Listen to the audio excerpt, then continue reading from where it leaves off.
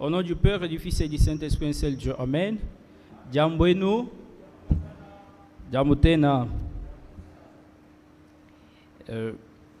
En ce jour, mercredi,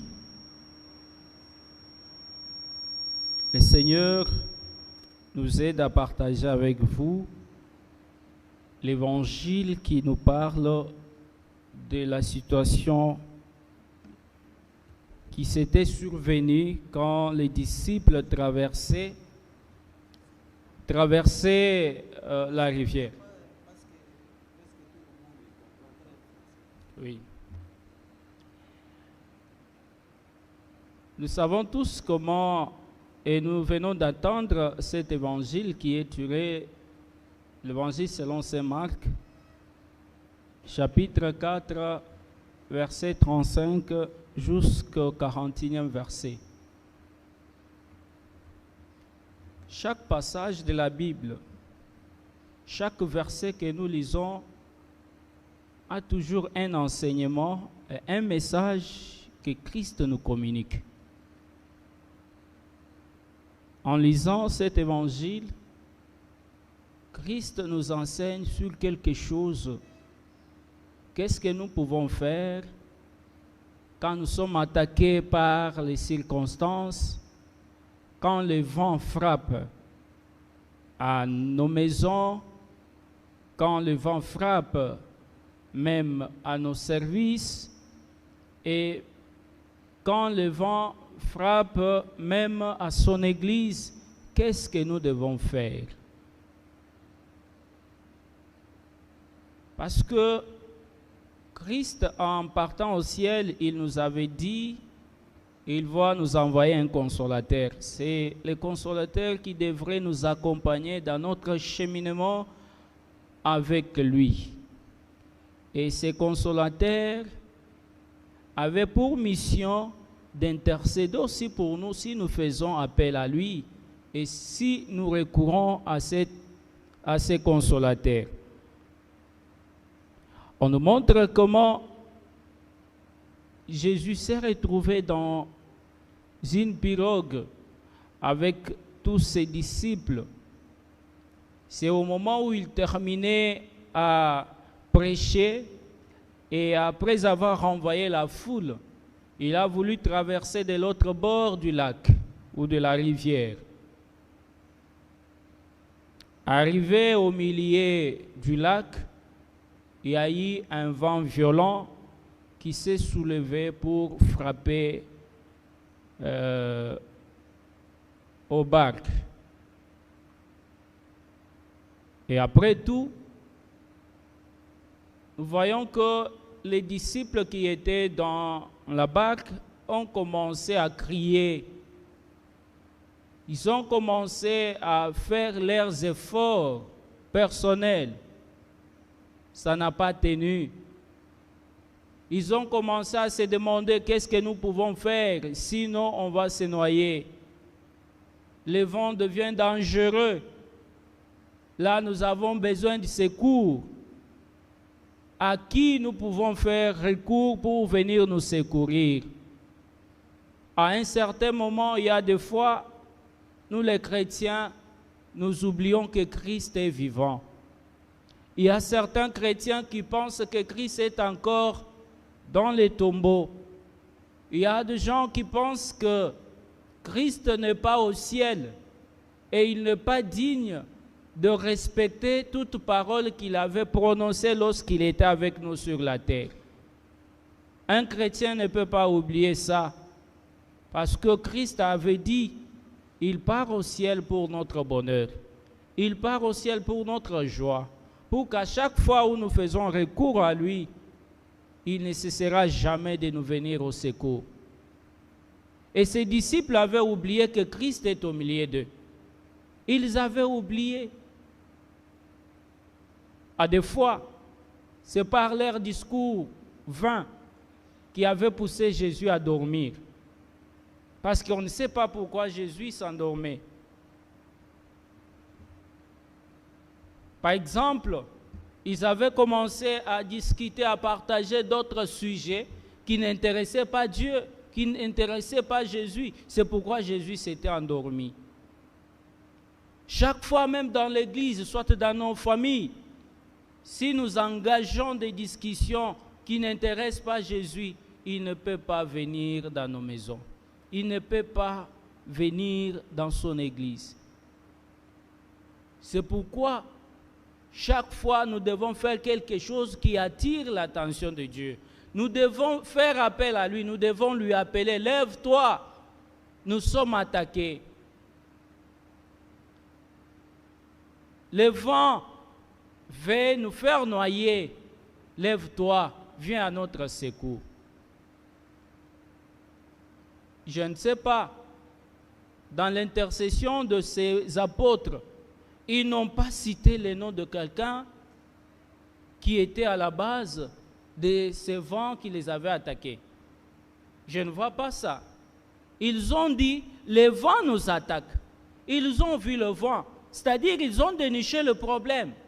Ils ont vu que le problème qui nous attaque maintenant, c'est le vent. Nous devons attaquer le problème parce que nous ne savons pas qui est derrière ces vents. C'est pour nous montrer que quand nous sommes devant des situations, il ne faut pas regarder la personne. Il ne faut pas voir comme si quelqu'un est derrière ça. Il faut appeler Dieu. Il faut appeler Jésus-Christ. Quand lui se réveille, il prendra le contrôle de tout. Et quand il prend le contrôle de tout, c'est pour faire taire tout le bruit. C'est pour nous accorder la paix. Parce que quand nous sommes secoués, quand nous sommes entourés par des problèmes, la première chose que nous manquons, c'est la paix. Nous manquons la paix. Nous n'aurons pas la paix. Et quand un chrétien manque la paix, il va même désorienter sa prière. C'est pourquoi la deuxième lecture nous dit, nous demandons et nous ne recevons pas parce que nous prions mal. Nous demandons très mal. Nous demandons toujours pour satisfaire nos besoins. Et quels sont nos besoins? Seigneur, punis tous ceux qui me combattent. Montre-leur que je suis ton fils. Montre-leur que je te prie. Non. La Bible nous enseigne. Même Jésus sur la croix, il avait dit, Père, pardonne-leur car ils ne savent pas ce qu'ils font. Nous devons demander pardon à tous ceux qui nous persécutent pour que Christ change leur cœur. Ce n'est pas eux. Peut-être c'est notre ennemi qui a dominé leur esprit pour venir nous attaquer, pour venir attaquer son église, même attaquer nos familles. Ne regarde pas toute situation qui t'arrive comme s'il y a quelqu'un derrière toi. C'est le diable. Peut-être le diable a cherché à utiliser tes moments de faiblesse. Il a vu comment tu as commencé à vivre, à diminuer ta vie de prière. Il a dit maintenant je vais l'attaquer. Augmente seulement la vie de prière, tu verras que le diable va s'éloigner de ta vie. Et non la personne. Si la personne t'éloigne de ta vie, alors tu vas vivre avec qui? Les animaux, les plantes, qui? Nous devons être intelligents quand nous prions. C'est pourquoi Dieu nous appelle, nous interpelle aujourd'hui. Vous demandez, vous ne recevez pas parce que vous priez mal. Surtout nous les prêtres, nous recevons des requêtes de fidèles qui viennent toujours, Père, prie pour mon ennemi là. Je n'aime pas le voir. Je n'aime pas le voir. Il faut qu'ils sentent que nous sommes dans une église orthodoxe. Vous savez que les gens nous craignent. Pourquoi? Il faut qu'ils sentent notre force. Père, je connais la force que vous avez. Fais quelque chose pour moi. Ah, montre-moi dans la Bible ici, la prière qui est là que pour faire tuer quelqu'un. Dans la Bible, il y a des prières qui amènent tout le monde à la repentance, qui amènent tout le monde à reconnaître ses faiblesses et à se soumettre à la volonté de Dieu et bénéficier de toute bénédiction que Christ a déjà préparée pour tout celui qui croit en son nom. Il y a déjà des bénédictions pour nous. Et ces bénédictions, pour les recevoir, nous devons nous soumettre à la volonté de Dieu. Quelle est la volonté de Dieu? Pour que tout le monde ne périsse pas, mais que tous croient à son Fils et qui est la vie éternelle. Mais si nous prions pour que les gens périssent, Au contraire, c'est nous qui allons périr. Au contraire, c'est nous qui allons périr. Nous devons changer. Regardez la situation de l'Église. Ne voyez pas une personne derrière cette situation. Regardez Dieu. Peut-être nous qui sommes dans l'Église, nous avons laissé Jésus-Christ s'endormir parce que nous sommes entassés, nous sommes réunis à entretenir des discussions vaines qui n'ont pas l'importance pour que Christ puisse s'ingérer à nos problèmes. Nous devons changer. Nous devons prendre des dispositions nouvelles, comme l'enfant prodigue l'avait pris le dimanche. Il avait dit, je dois retourner. Je dois faire un pas en arrière. Je ne veux pas continuer encore dans cette allure. Nous devons changer. Nous devons changer. Ne faites pas dormir Christ dans ta foi. Christ vivant, Christ éveillé dans ta foi, il va contrôler toute ta vie. Et si aujourd'hui ta vie n'est pas contrôlée par Christ, c'est-à-dire tu as fait dormir Christ dans ta vie. Dans ta maison, Christ ne fonctionne pas encore.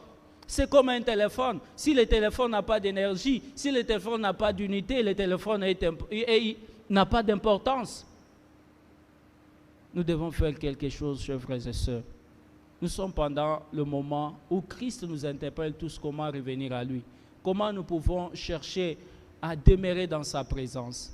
Parce que la victoire de ces apôtres est venue au moment où Christ s'est levé. Lorsque Christ s'est levé, il a calmé le vent. Il a dit, tais-toi, le vent. Il a cette autorité. Il a ce pouvoir de dire un seul mot seulement, selon la situation que tu as. Mais question seulement de lui dire, Christ, lève-toi, j'ai besoin de toi. Christ, viens dans ma vie, j'ai besoin de toi dans ma famille.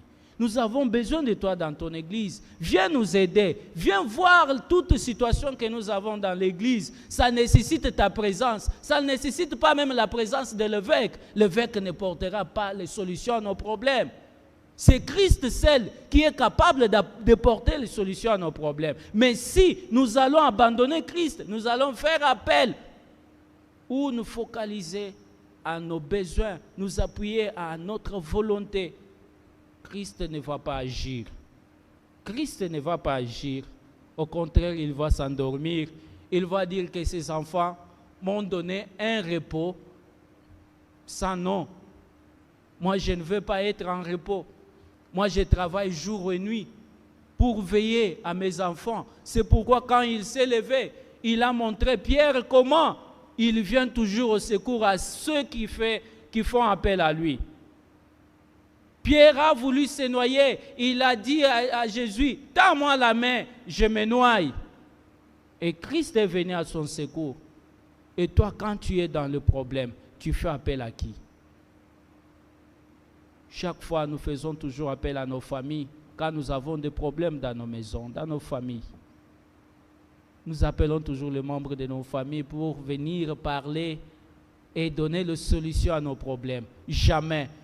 Au contraire, c'est pour aggraver la situation. C'est pour aggraver la situation. Mais si tu fais appel à Jésus, je ne sais pas que son intervention va amener encore le problème. Son intervention donnera et amènera toujours des solutions. Il connaît le problème et la situation que tu as. Même nous, nous avons aussi des problèmes. Dans nos familles, nous avons des problèmes. Mais nos problèmes ont besoin toujours que Christ soit éveillé. Que Christ ne dort pas dans nos familles. Ne faites pas dormir Christ dans ta maison. Ne faites pas dormir Christ dans l'église. Ne faites pas dormir Christ dans ton cœur. Lis la Bible chaque jour. Prie chaque jour. Médite cette parole chaque jour. Participe à la prière, à la liturgie comme un vrai chrétien qui, pendant la liturgie, ne reste pas distrait. C'est pourquoi le prêtre nous interpelle chaque jour pendant la liturgie. Élevez nos cœurs. Qu'est-ce que nous répondons? Nous les retournons vers le Christ. Est-ce que nos cœurs, nous les retournons vers le Christ pendant la liturgie? Ou nos cœurs, nous les retournons chez nous à la maison pour voir comment je n'ai pas à manger aujourd'hui, qu'est-ce que je vais faire. Mais tu n'as pas à manger aujourd'hui, qu'est-ce que tu dois faire? Tu es venu faire quoi ici? Si tu es ici, c'est pour demander à Dieu que je n'ai pas à manger aujourd'hui. Fais que quand je quitte ici, à mon retour, que je trouve à manger. Il est capable de le faire. Et si tu pries avec foi, tu vas goûter au miracle de Jésus. Car il dit, voici les miracles qui accompagneront ceux qui auront cru. Il n'a pas dit que voici les miracles qui accompagneront seulement ceux qui sont antiniques. C'est seulement les miracles qui accompagnent le prêtre. Non, au contraire, nous n'avons pas de miracles. C'est vous le bénéficiaire de miracles de Jésus-Christ, plus que nous. Mais à condition que vous croyez en lui. Regarde ta foi. Est-ce que ta foi est éveillée ou bien ta foi est endormie? Si ta foi est endormie, c'est le moment de revenir. C'est le moment de dire à Christ, lève-toi. Pourquoi tu t'endors? Pourquoi ma situation ne t'intéresse pas? Pourquoi tu ne t'intéresses pas à cette situation qui me guette? Pourquoi tu ne t'intéresses pas à cette situation qui a pour but que je perde ma foi? Je ne veux pas perdre ma foi. Viens à mon secours. Viens à mon secours. Et pour Christ vienne à notre secours, il faut que nous marchions dans sa crainte. Il faut que nous sachions qu'il est au milieu de nous. Lorsque Christ est dans son église, nous devons prier avec crainte et tremblement, comme les prêtres, les diacres nous interpellent ici. Prier avec crainte et tremblement. Parce qu'on dit, l'ange de l'Éternel campe autour de ceux qui les craignent et les arrache au danger. Nous sommes entourés, environnés par multiples dangers. Mais si nous marchons dans la crainte de Dieu, Dieu mettra à notre service tous ses anges pour nous protéger, pour nous arracher au danger. Et nous allons sortir vainqueurs dans toute forme d'adversité que nous faisons face actuellement, même dans nos maisons, même dans les domaines professionnels, même ici dans l'Église, nous avons plusieurs formes d'adversité. Mais il revient à nous de faire éveiller Christ. Et quand il s'élève, les miracles vont se produire. Et nous sortirons toujours vainqueurs parce qu'il nous a aimés. Il nous a aimés.